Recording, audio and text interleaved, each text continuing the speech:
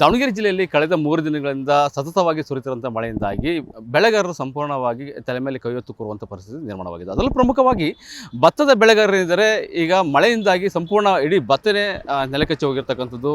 ಸಾಲ ಸೋಲ ಮಾಡಿಕೊಂಡು ಬೆಳೆದಂಥ ಭತ್ತ ಇನ್ನೇನು ಕಟಾವಿಗೆ ಬಂದಂಥ ಸಂದರ್ಭದಲ್ಲಿ ಏನು ಮಳೆ ಬಂದಿರುವ ಹಿನ್ನೆಲೆಯಲ್ಲಿ ಇಡೀ ಭತ್ತ ಸಂಪೂರ್ಣವಾಗಿ ನೆಲಕಚ್ಚಿ ಹೋಗಿದೆ.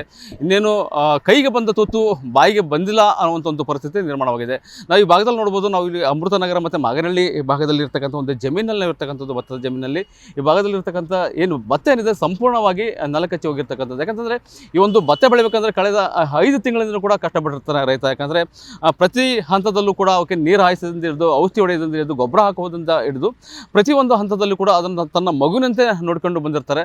ಆದರೆ ಈ ಪರಿಸ್ಥಿತಿಯನ್ನು ನೋಡಿದಾಗ ನಿಜಕ್ಕೂ ಕೂಡ ಒಂದು ಕಣ್ಣೀರು ತರಿಸುವಂಥ ಒಂದು ಸಂದರ್ಭ ನಿರ್ಮಾಣ ಆಗಿರ್ತಕ್ಕಂಥದ್ದು. ಯಾಕಂತಂದರೆ ಇಡೀ ಭತ್ತ ಏನಿದೆ ಇನ್ನೇನು 3-4 ದಿನಗಳಲ್ಲಿ ಒಂದು ಭತ್ತವನ್ನು ಕಟಾವು ಮಾಡಬೇಕಾಗಿತ್ತು.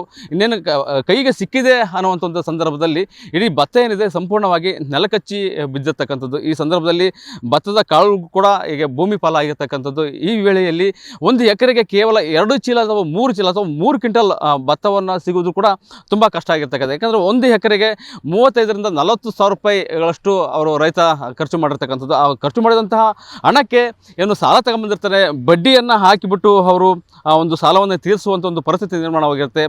ಸೊ ಈ ವೇಳೆಯಲ್ಲಿ ಈ ರೀತಿಯಾಗಿ ಒಂದು ಭತ್ತ ನಾಶವಾಗಿದೆ. ಸೊ ಇದರಿಂದ ರೈತನು ಕೂಡ ಈಗ ತಲೆ ಮೇಲೆ ಕೈ ಹೊತ್ತು ಕೂರುವಂಥ ಪರಿಸ್ಥಿತಿ ನಿರ್ಮಾಣವಾಗಿದೆ. ಇನ್ನು ಈ ವಿಚಾರಕ್ಕೆ ಸಂಬಂಧಪಟ್ಟಂತೆ ನಮ್ಮ ಜೊತೆಗೆ ಭತ್ತ ಬೆಳೆಗಾರರು ಮತ್ತು ರೈತ ಏನಿದ್ದಾರೆ ಅವರು ಇದ್ದಾರೆ, ಅವರೇ ಮಾತಾಡ್ಸ್ಕೊಂತ ಹೋಗೋಣ. ಸರ್, ಈಗ ಭತ್ತ ಸಂಪೂರ್ಣವಾಗಿ ನಾಶವಾಗಿರ್ತಕ್ಕಂಥದ್ದು, ಎಷ್ಟೆಲ್ಲ ಎಕರೆ ನಿಮ್ಮದು ಜಮೀನು ನಾಶ ಆಗಿದೆ ಮತ್ತು ಎಷ್ಟು ಖರ್ಚು ಮಾಡಿದ್ರಿ ಸರ್ ನೀವು? ಸರ್, 1 ಎಕರೆಗೆ ಈಗಿನ ದಿನಮಾನಗಳಲ್ಲಿ ಸುಮಾರು ಅಂತಂದರೆ 40,000ರಿಂದ 50,000 ರೂಪಾಯಿ ಖರ್ಚು ಬರುತ್ತೆ ಸರ್. ಕೂಲಿ ಮತ್ತು ಅವನ್ನೆಲ್ಲವನ್ನು ಕೂಡ ಗೊಬ್ಬರದ ಕೂಡ ರೇಟ್ ಹೆಚ್ಚಿಗೆ ಆಗಿದೆ. ಯಾರು ಕೂಡ ಈ ಸರ್ಕಾರ ಗೊಬ್ಬರದ ಬಗ್ಗೆ ಅದ್ರ ಬಗ್ಗೆನೂ ಕೂಡ ಕಾಳಜಿಯನ್ನು ವಹಿಸ್ತಾ ಇಲ್ಲ. ಇವತ್ತಿನ ದಿನಮಾನದಲ್ಲಿ ರೈತ ಭಾಳ ಸಂಕಷ್ಟದಲ್ಲಿದ್ದಾನೆ. ದಯಮಾಡಿ ಈ ಸರ್ಕಾರ ರೈತರ ಬಗ್ಗೆ ಯೋಚನೆ ಮಾಡದೇ ಇದ್ದರೆ ಮುಂದಿನ ಒಂದು ದಿನಮಾನಗಳಲ್ಲಿ ರೈತ ಸಂಪೂರ್ಣವಾಗಿ ನಾಶ ಆಗೋಗ್ತಾನೆ. ಯಾವ ಬೆಳೆಯನ್ನು ಬೆಳೆಯೋದಕ್ಕೂ ಕೂಡ ಇಷ್ಟಪಡಲ್ಲ. ರೈತ ಬೆಳೆದೇ ಇದ್ದರೆ ಇರ್ತಕ್ಕಂಥ ಈ ದೇಶದಲ್ಲಿ ಎಲ್ಲರೂ ಕೂಡ ಅನ್ನವನ್ನು ಬಿಟ್ಟು ಬೇರೆ ತಿನ್ನುವಂಥ ಪರಿಸ್ಥಿತಿ ಸಾಮಾನ್ಯ ದಿನಗಳಲ್ಲಿ ಬರುತ್ತೆ. ಹಾಗಾಗಿ ದಯಮಾಡಿ ಈ ಅಧಿಕಾರಿಗಳಾಗಲಿ, ಈ MLAಗಳಾಗಲಿ, ಇವರೆಲ್ಲರೂ ಕೂಡ ರೈತರ ಬಗ್ಗೆ ಪ್ರಥಮವಾಗಿ ರೈತ ಇವ್ರ ಬಗ್ಗೆ ಕಾಳಜಿಯನ್ನು ವಹಿಸಿದ್ದ ನಿಜವಾದಲ್ಲಿ ಏನಾದರೂ ಮುಂದೆ ಬರೋದಕ್ಕೆ ಸಾಧ್ಯ. ಇಲ್ಲದೆ ಹೋದರೆ ನಶಿಸಿ ಹೋಗ್ತಾನೆ ಅಂತ ಹೇಳ್ತೀನಿ ಸರ್. ಅಂದರೆ ಎಷ್ಟು ಎಕರೆ ಜಮೀನಲ್ಲಿ ನೀವೊಂದು ಬೆಳೆನೇ ಬೆಳೆದಿರ್ತಕ್ಕಂಥದ್ದು ಮತ್ತು ಅದಕ್ಕೆ ಎಷ್ಟೆಲ್ಲ ಖರ್ಚು ಮಾಡಿದ್ದೀರಾ ಸರ್? ಸರ್, ನಾವು 5 ಎಕರೆ ಈಗ ನಾವು ಭತ್ತವನ್ನು ಹಾಕಿದ್ದೇವೆ. ಆದರೆ 5 ಎಕರೆಗೆ ಹೆಚ್ಚು ಕಮ್ಮಿ 2 ಲಕ್ಷದ ಮೇಲೆ ಖರ್ಚಾಗಿದೆ. ಆದರೆ ಈಗ ಅದನ್ನು ನಾವು ಕೊಯ್ಲು ಮಾಡೋಕೆ ಹೋದರೆ ಎಕರೆಗೆ 4 ಚೀಲ 5 ಚೀಲನೂ ಸಿಗೋದು ಕಷ್ಟ ಇದೆ.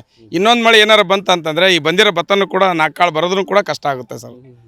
ನಾವು ಮಾಡಿರೋ ಸಾಲ ಕೂಡ ಹಾಗೆ ಉಳಿಯುತ್ತೆ. ಅದಕ್ಕೆ ಬಡ್ಡಿ ಸೇರಿಸಿ ಮಹಾಬಡ್ಡಿಯಾಗಿ ನಾವು ಜಮೀನು ಮಾರೋ ಪರಿಸ್ಥಿತಿನೂ ಕೂಡ ಬರ್ತಿದೆ.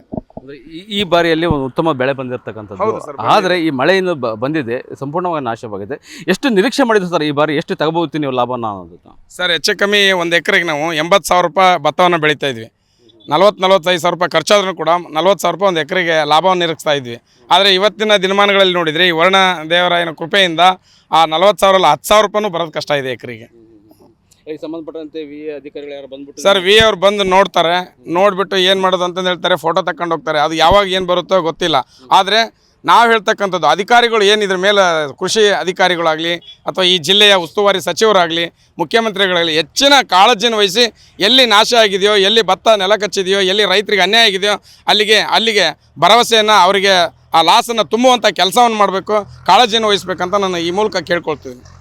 ಓಕೆ, ಇದು ರೈತರ ಅಭಿಪ್ರಾಯವಾಗಿರ್ತಕ್ಕಂಥದ್ದು. ಯಾಕಂತಂದರೆ ಲಕ್ಷಾಂತರ ರೂಪಾಯಿ ಖರ್ಚು ಮಾಡಿದಂತಹ ಬೆಳೆ ಏನಿದೆ ಈಗ ಸಂಪೂರ್ಣವಾಗಿ ನಾಶವಾಗಿದೆ. ಅದರ ಜೊತೆಗೆ ಏನು ಅಧಿಕಾರಿಗಳು ಬರ್ತಾರೆ, ಕೇವಲ ಒಂದು ಫೋಟೋ ತಗೊಂಡು ಹೋಗ್ತಾರೆ ಹೊರತಾಗಿ ಅದಕ್ಕೆ ಯಾವುದೇ ರೀತಿಯಾದ ಸೂಕ್ತವಾದಂತಹ ಪರಿಹಾರವನ್ನು ಸಿಗಲ್ಲ. ಇನ್ನು ರೈತರ ಪರಿಸ್ಥಿತಿ ಇದೇ ರೀತಿಯಾಗಿ ಮುಂದುವರೆದಿದೆ. ಅದರಲ್ಲಿ ಮುಂದಿನ ದಿನಗಳಲ್ಲಿ ರೈತ ಆತ್ಮಹತ್ಯೆ ಮಾಡಿಕೊಳ್ಳುವಂಥ ಒಂದು ಪರಿಸ್ಥಿತಿ ದೂರ ಉಳಿದಿಲ್ಲ ಅನ್ನುವಂಥ ಅಭಿಪ್ರಾಯವನ್ನು ಮತ್ತು ತಮ್ಮ ಸಂಕಷ್ಟವನ್ನು ಕೂಡ ಅವ್ರು ಹೇಳ್ಕೊಂಡಿರ್ತಕ್ಕಂಥದ್ದು. Mallikarjuna Kaidale, guarantee news, Davanagere.